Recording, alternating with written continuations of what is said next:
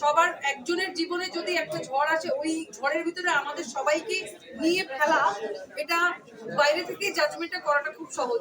এবং ডিভোর্স তো আসলে শুধুমাত্র আমাদের শিল্পীদের মধ্যে ডিভোর্স হয় এমন তো না।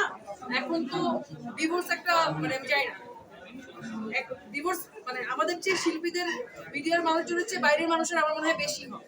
তাদেরটা সামনে আসে না, আমাদেরটা সামনে আসে দেখে আমাদেরকে সবাই, এবং আমার মনে হয় যে থাকে না একটা ফ্রাস্ট্রেশন বের করার একটা জায়গা আমাদের পোস্টে, বা আমরা কোনো কিছু বললে সেখানে কমেন্ট করা এক ধরনের রিলিফ। তাও এভাবেও যদি আমরা আসলে মানুষের উপকার করতে পারি, যে আমাদের পোস্টে কমেন্ট করে বা আমাদের ছবিতে কমেন্ট করে একটা নোংরা কমেন্ট করে বা একটা ব্যাড কমেন্ট করে মানুষের যদি ফ্রাস্ট্রেশন বের হয়, মানুষ যদি একটু বেটার ফিল করে মানসিক ভাবে, তাও তো আমরা এক ধরনের মানুষের ইয়েতে অবদান রাখছি না মানে।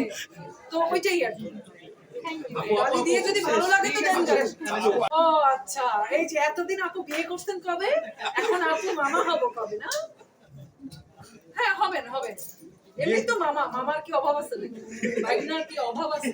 প্রচুর ভাগনা ভাগ্নি আছে। শুভ মামা হবে, শুভ তো অলরেডি মামা, উপরালা জানে, উপরালা জানে। ইনশাআল্লাহ। আমরা সংসার জীবন কেমন চলছে? সংসার জীবন ভালো চলছে, বেশ ভালো চলছে। এবং এই প্রশ্নটা যায় না, এটার পিছনে অনেক, আপনারা যখন এই ভিডিওগুলো আপলোড দিবেন এটার পিছনে অনেক এই কমেন্টের পিছনে অনেক কি বলে হেট্রেড কমেন্ট আসে যে এখনই ডিভোর্স হয়ে যাবে, দুদিন দেখবো কতদিন সংসার যায়, ভিডিওটা ভাইরাল হয়।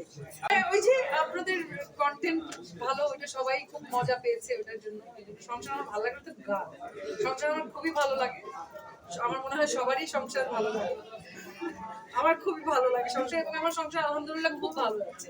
সংসার এত কঠিন কিছু না, আমরা ভাবি মনে হয় সংসার অনেক কঠিন, এবং আসলেই সংসার অত কঠিন কিছু না। যদি আসলেই আপনার মানে মানুষটার যদি ভালোবাসার মানুষটার সাথে যদি আপনার ওই বোঝাপড়া থাকে, তাহলে সংসার একদম পানির মতো সংসার।